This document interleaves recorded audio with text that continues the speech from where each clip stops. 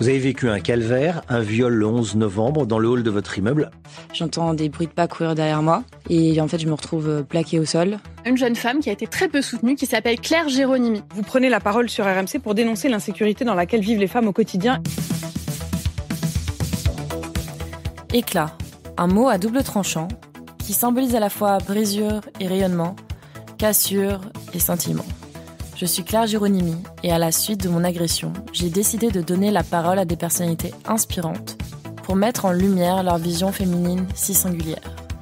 Femmes politiques, journalistes, psychologues, avocates ou encore victimes échangeront avec moi sur leurs sentiments et leurs interrogations de notre place dans la société.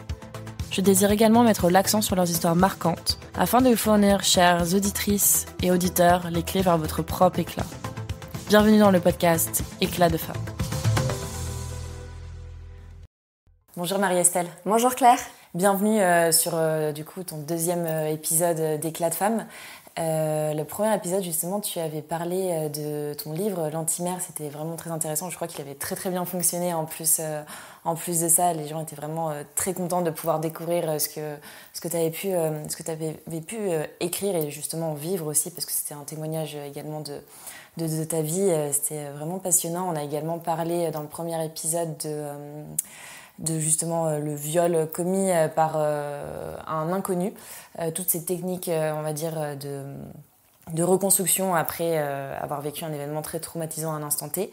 Et là, aujourd'hui, tu repasses en tant que, également, encore une fois, experte sur le viol commis par un proche.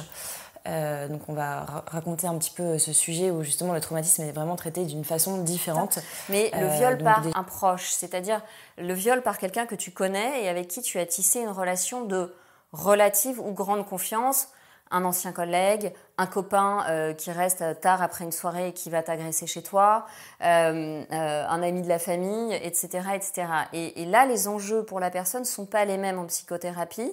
Il y a évidemment un effet de choc et de sidération, mais le plus difficile en fait à travailler va être la question de la trahison. Et ça prend du temps parce que ça va pas forcément générer des conséquences post-traumatiques de peur de sortir chez soi, etc., etc., mais ça va vraiment venir abîmer la capacité à faire à nouveau confiance. Et ce qui va être le plus long en thérapie, peut-être que pour toi le plus long ça a été de pouvoir sortir en refaisant confiance à l'environnement, sans sursauter quand tu voyais une silhouette qui avait à peu près la même carrure que ton agresseur. Pour la personne qui est agressée par exemple par un copain, un ex-petit ami, par un mari, parce qu'il y a des femmes qui sont violées par leur mari, c'est vraiment la question des repères et de la confiance en fait qui va poser problème. Et on va devoir, à un moment donné dans la thérapie, travailler comme avec une personne endeuillée. Parce que quand le parrain de ta fille, un copain de ton frère, un ancien collègue, un ex-petit ami, c'est arrivé à une de mes patientes, des années après, elle avait une histoire au lycée et en fait, elle a recroisé cet homme qui l'a violée à 30 ans. Et c'est remonté d'un coup. Et là, ils étaient copains au lycée en fait, et il l'a violée à 30 ans après une soirée. Et là, c'est vraiment la question de la trahison, de la confiance que tu as mis dans cette relation. À un moment donné, la honte d'avoir accordé de la confiance à quelqu'un qui ne le méritait pas. Et puis, la question du deuil, parce que parfois, c'est des gens dont on est proche actuellement. Là, c'était plus son cas, mais quand c'est un ami, tu es non seulement violé, mais tu es endeuillé. C'est-à-dire que tu as perdu, il y a vraiment une dimension de perte, tu as perdu quelqu'un qui comptait pour toi. Et on sait bien qu'après un trauma, les personnes qui vont être autour de toi, qui vont être des ressources affectives, vont être très importantes pour te récupérer. Et là, tu te retrouves à la fois avec un agresseur et un ami en moins. Et cette question du deuil est très importante et on n'y pense pas forcément quand on parle des viols par un proche. Totalement. Et je pense qu'il doit y avoir aussi ce côté un peu culpabilisation, peut-être aussi d'avoir donné sa confiance à une personne qu'on aurait cru être sain, on va dire. Oui, tout à fait. C'est-à-dire que je pense que toi, tu as été submergé par des vagues de colère vis-à-vis de l'autre. Quand tu es violé par un ami, tu peux te sentir extrêmement en colère et retourner la colère contre toi. Parce que tu te dis, mais j'ai honte, comment mon discernement a-t-il pu être altéré? Si bien qu'en thérapie, on met parfois du temps à trouver ces viols. Parce que pour toi, il ne faisait aucun doute que tu avais été agressée. Quand tu es agressée par un ami, tu commences par être dans un déni total, parfois même par complètement oblitérer l'événement. C'est pas forcément de l'amnésie traumatique, mais tu le mets de côté, tu veux pas y repenser.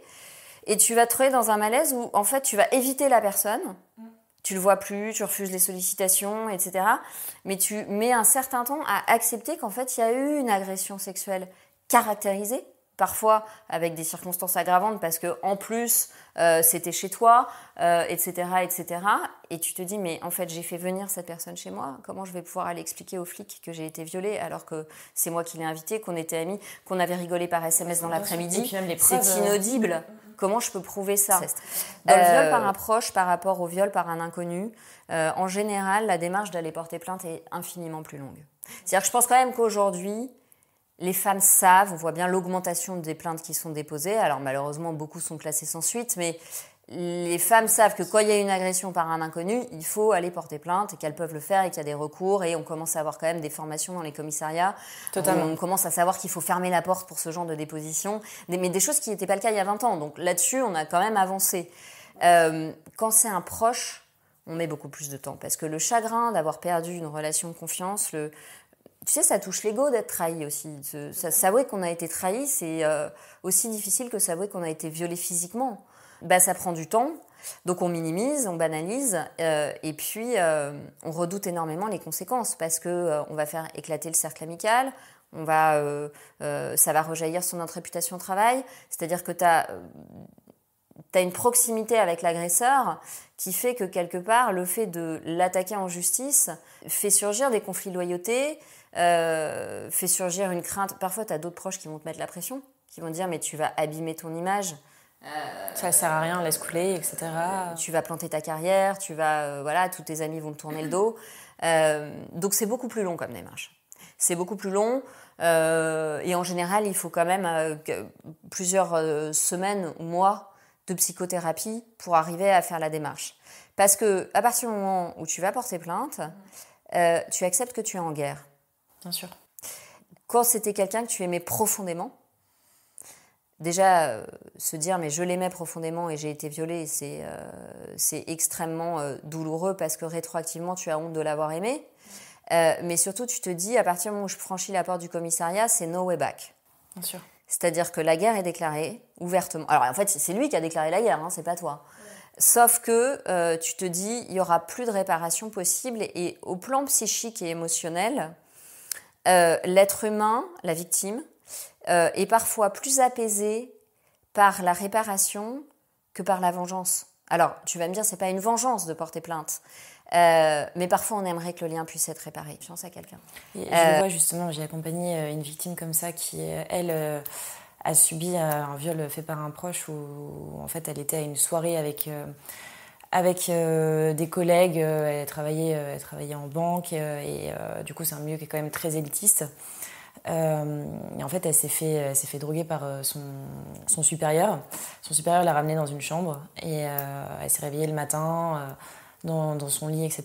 Et elle s'est posé la question de elle-même, au final, est-ce qu'elle n'avait pas cherché? Alors qu'en plus de ça, elle était fiancée avec son petit copain et que tout se passait très très bien. Et toute cette question-là, au final, de se dire « ah bah tiens, est-ce que je porte plainte? Est-ce que je porte pas plainte? Parce que si je porte plainte, je vais perdre mon travail aussi ». C'est très dur comme traumatisme justement à travailler et je le vois, c'est des choses qui prennent du temps et en plus de ça, c'est un procès qui est traité en Suisse donc c'est encore différent, la justice est totalement différente également là-dessus. Mais on le voit, même dans le traumatisme, quand je suis avec ces victimes-là, je le vois que les demandes sont totalement différentes et que la reconstruction est pas du tout pareil que justement comme tu dis un viol fait par un inconnu, etc.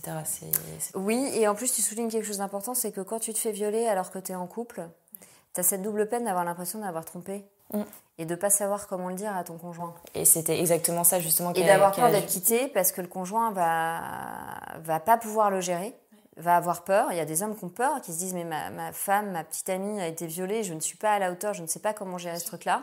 Et donc, tu te dis, si je parle, en fait, je vais perdre la personne à laquelle je tiens le plus. Donc, il y a une double injustice.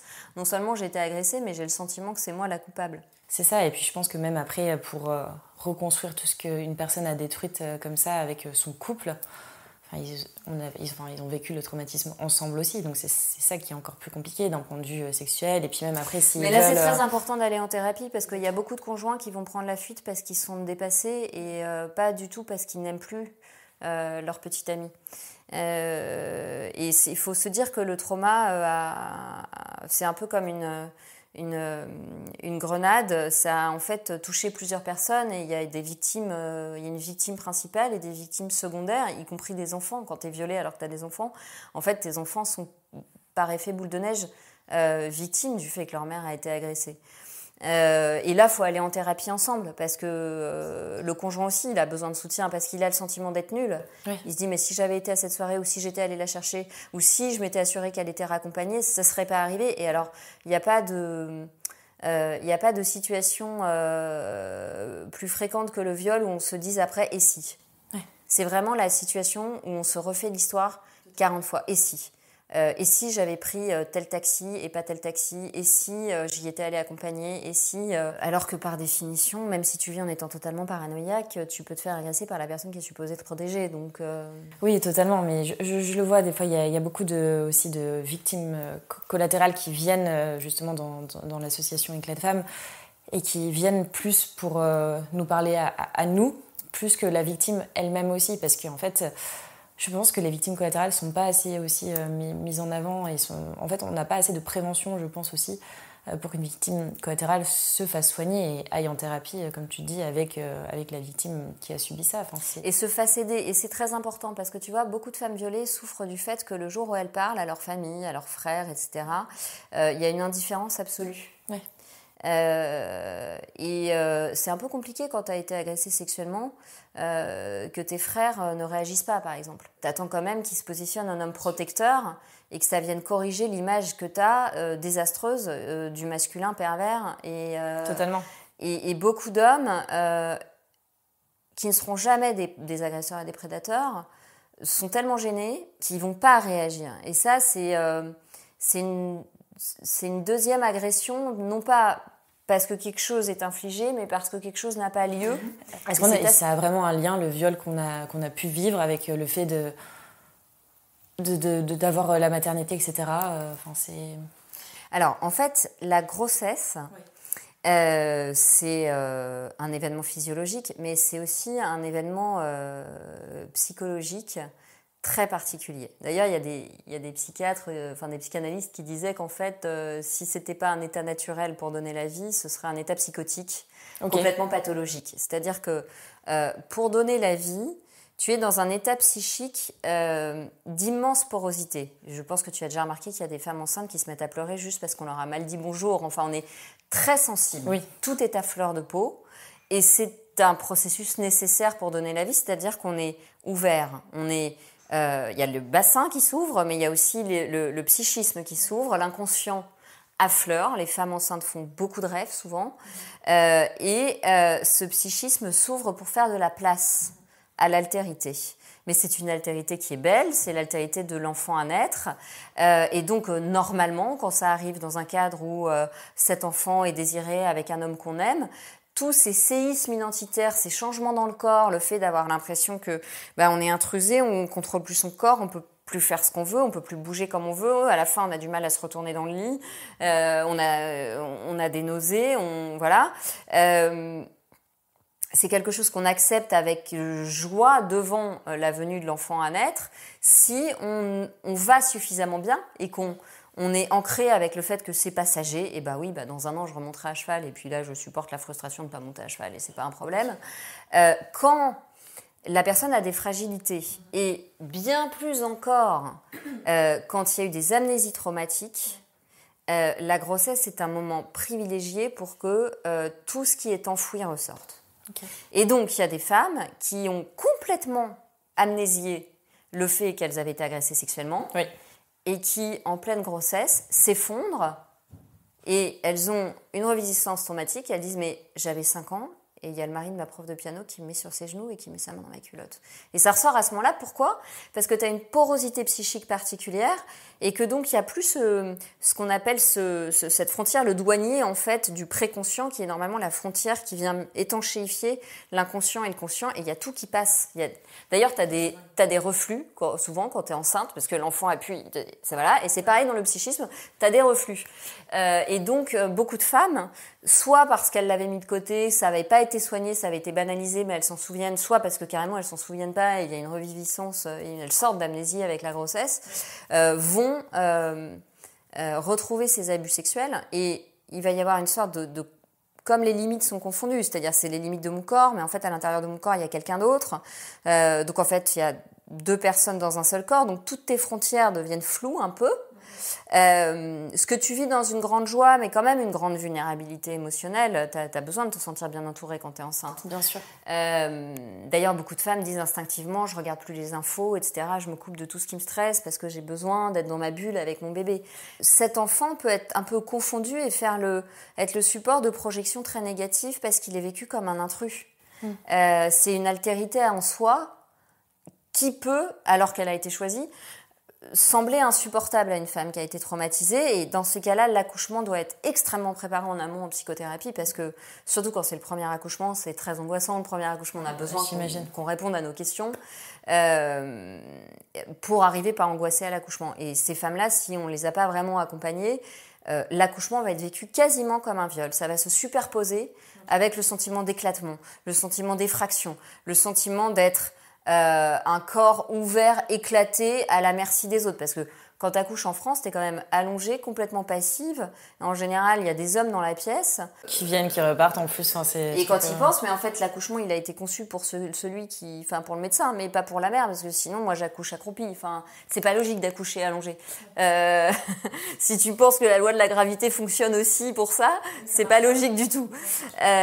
Donc, tu es hyper vulnérable. Et il y a des... Enfin, moi, j'ai adoré mes accouchements, mais néanmoins, pour beaucoup de femmes, c'est des moments difficiles. Et quand tu as vécu un abus, tu revis ce sentiment d'être exposé, d'être effracté. Et donc, ça peut créer des pathologies du lien. C'est pour ça qu'en néonatalité, en périnatalité, maintenant dans les hôpitaux, il y a souvent des psychologues qui vont de service en service, en fait, qui viennent voir les mamans pour éviter que la maman ait un mouvement de rejet du bébé. Donc, c'est important de dire aussi que dans le maternel, beaucoup de femmes vont reconstruire leur féminin, notamment quand le féminin a été... victime de haine par un viol, par une agression, mais aussi par de la jalousie maternelle. La maternité peut être un lieu où, en donnant le bon que tu n'as pas reçu, et en voyant cet enfant finalement vulnérable comme toi et dépendant comme tu étais dépendant, te donner une confiance absolue. Et en fait, l'enfant va venir guérir, le lien avec l'enfant, en fait, c'est pas l'enfant qui guérit, c'est le lien avec l'enfant va venir guérir ton âme, ton cœur, parce que tu peux à nouveau faire l'expérience d'une relation de confiance, d'une relation pure, d'une relation absolument inconditionnelle, et d'une relation où, par amour pour l'autre, tu te sens devenir meilleur. Dans les deux sens, c'est-à-dire que l'enfant essaie de faire bien parce qu'il aime ses parents, et toi, en tant que maman, tu as envie de faire de mieux en mieux par amour pour cet enfant. Et donc, cette boucle d'amour est évidemment très réparatrice. Et certaines femmes le disent, qui se sont beaucoup masculinisées quand elles étaient jeunes pour se protéger des agressions, ou de la jalousie, ou de la haine, ou de frères qui étaient brutaux. Donc, elles se disaient, finalement, si je veux être à l'abri, il faut que... j'étouffe mon féminin et que je sois un homme comme les autres. C'est ça. Dans la maternité, elles vont pouvoir se je les vois arriver enceintes, avec des talons, avec des boucles d'oreilles, en s'autorisant du féminin, comme si le fait d'être maman leur donnait une puissance de lionne qui font qu'elles n'ont plus peur pour la femme qu'elles sont. Parce que finalement, la mère va leur donner l'assurance, maintenant je protège mes enfants, il n'y a plus le choix. Et du coup, je me protège moi aussi. Et en plus de ça, c'est vraiment... Je pense que c'est au moment où on porte un enfant qu'on est réellement, totalement une vraie femme. On se rend compte qu'on est vraiment une femme parce qu'en fait, les femmes sont les seules à pouvoir porter la vie. Donc forcément, je pense qu'en tant que femme, on se dit « Ok, là, je suis 100%... Alors, je pense que tu as plein de choses qui peuvent faire exulter ton féminin, notamment être amoureuse, mais pour certaines, la réalisation artistique, etc. Mais ce que tu vis dans la maternité, c'est que tu fais l'expérience du pouvoir du féminin le plus absolu. C'est-à-dire que il y a une majesté, moi, je trouve, chez les femmes enceintes. J'adore regarder des femmes enceintes. Depuis que j'ai vécu une grossesse gémellaire, je ne les envie plus. Mais parce que c'est pas pareil. Mais il y a une majesté chez les femmes enceintes où voilà, si tu le vis que sur le plan matériel physiologique, une grossesse c'est chiant, hein, je veux dire, t'as envie de vomir, t'as mal partout. Mais si tu le vis sur le plan émotionnel, affectif et spirituel, tu fais l'expérience du pouvoir le plus immense du féminin. C'est-à-dire l'amour avec un homme et prolongement de la vie. Qu'est-ce qu'il y a de plus grand que d'être celle à qui incombe la responsabilité d'assurer la survie de l'espèce? Parce que oui, les hommes participent, hein, mais il n'empêche que la nidification et la sécurité émotionnelle que le bébé vit dans les bras de sa mère quand il la retrouve après l'accouchement, en sentant les battements cardiaques, en sentant la chaleur, en entendant la voix de sa mère, en sentant son odeur, c'est irremplaçable. Est-ce que c'est pour ça que justement à faire passer à des femmes qui ont pu vivre des femmes ou des victimes tout simplement, parce que ça arrive aussi à des hommes bien sûr, qui ont pu vivre un viol avec un proche et qui ne savent pas quoi faire. Alors d'abord, je vais répéter quelque chose que j'avais dit dans le premier épisode. Vous n'êtes pas ce qu'on vous a fait. Et tu sais, dans les sacrifices, dans le côté bouc émissaire, c'est la victime en fait qui porte le poids du péché de l'autre. Et dans le viol, c'est terrible. Il y a ce côté victime sacrifiée parce que c'est celle qui a été agressée qui se sent coupable et honteuse. Donc vraiment, je répète. Je martèle, vous n'êtes pas ce qu'on vous a fait. Voilà. Et la merde, c'est lui. La personne sale, c'est lui. C'est pas vous. Et puis la deuxième chose que j'ai envie de dire, c'est si c'est possible, confrontez-le. Parce que c'est un proche et que sur la trahison, il faut le confronter. Il faut tenter que cette personne mesure ce qu'elle a fait. Parce que si jamais il y a une réparation possible, si jamais il y a une demande de pardon possible, si jamais la personne est en capacité de faire amende honorable, ça arrive. Je veux dire, tout le monde n'est pas incapable de se remettre en question. Que cette personne reconnaît qu'elle a pété un câble, qu'elle a vrillé, qu'elle s'est empêtrée dans quelque chose, qu'elle n'a pas géré ses pulsions, qu'elle a sincèrement envie d'aller en thérapie, vous pouvez aussi avoir cette satisfaction de voir une réparation possible d'un lien, mais il faut que l'autre entende qu'il vous a mis dans une situation de perte et de deuil et que vous avez perdu quelqu'un de confiance. Et peut-être le chemin sera long, que cette personne un jour arrivera à regagner votre confiance. Mais il faut le confronter. Et puis s'il veut rien entendre et qu'il se barricade dans j'ai rien fait, vous faites aider et puis vous allez porter plainte. Mais faites-vous aider, on n'est pas obligé d'aller au commissariat tout de suite, on a du temps pour y aller, c'est dur d'y aller. Et nous, on sait préparer ça. Moi, j'ai préparé des patients qui ne voulaient pas porter plainte et puis qui un jour me disent j'ai envie de porter plainte mais j'ai pas le courage de le faire. Je leur dis est-ce que vous voulez qu'on travaille? C'est pas à moi de décider si vous allez porter plainte ou pas, c'est votre vie. Bien sûr que si vous le faites, vous allez rendre service à d'autres, mais si vous le faites pas, c'est quand même votre viol, donc en fait, personne n'a le droit de décider à votre place. Mais par contre, si vous avez envie de porter plainte, on le prépare. On le prépare, et puis dans certains cas extrêmes, quand on a quelqu'un de très très très vulnérable, on peut s'autoriser à élargir le cadre thérapeutique. Enfin, moi, je pense qu'il y a la déontologie qui fait que le cadre, c'est le cadre, mais il y a aussi notre éthique qui fait que dans des situations extrêmes, on a le droit de faire preuve d'humanité par-dessus la déontologie, et on peut dire à une patiente je vous accompagne jusqu'à la porte du commissariat. Est-ce que vous avez un proche à appeler quand c'est fini? Est-ce qu'il y a quelqu'un qui reste avec vous? Est-ce que vous voulez que je demande à un de vos proches? On peut faire ça. On peut aussi mettre de l'humanité par-dessus la thérapie et accompagner quelqu'un. Alors moi, je n'ai pas accompagné une victime, mais je suis allée à la brigade criminelle appuyer sa déposition avec un témoignage en racontant ce qui se passait pour elle après, en fait, dans ses crises d'anxiété, etc., etc. C'est important, je pense, pour qu'une victime soit vraiment soutenue. Et c'est justement, je pense, au sein de la séance qu'elle peut avoir et puis de la relation qu'elle peut établir avec son thérapeute, qu'elle se sent réellement en confiance, qu'elle retrouve, je pense, ce lien de confiance qu'elle peut avoir avec un humain. Et puis qu'elle se dise, en fait, vouloir que tout se règle très vite, c'est un mécanisme de défense parce que ça fait mal. Mais en fait, je vais commencer à guérir quand je vais arrêter de me dépêcher, que je vais accepter que c'est long. C'est long, mais c'est pas impossible d'avoir une sexualité épanouie des mois ou des années après un viol. Donc ça vaut la peine de faire cette démarche. Encore une fois, ça peut sembler injuste de devoir consulter quand on a été agressé, parce qu'on se dit que c'est quand même à l'agresseur de faire un travail sur lui.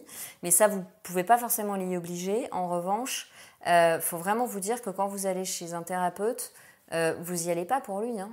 Vous y allez pour lui retirer le pouvoir qu'il a encore de pourrir votre vie alors que l'acte est terminé. Parce que le problème du viol, c'est que c'est un cancer de l'âme et que, alors que c'est terminé, ça continue de venir abîmer votre image de vous et votre sexualité notamment.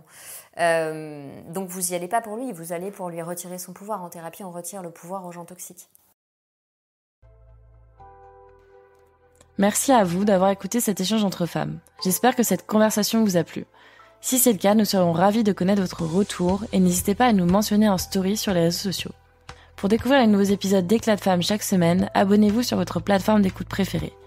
Et si vous pensez que cela pourrait intéresser l'un de vos proches, je vous encourage à le partager avec lui. À très vite!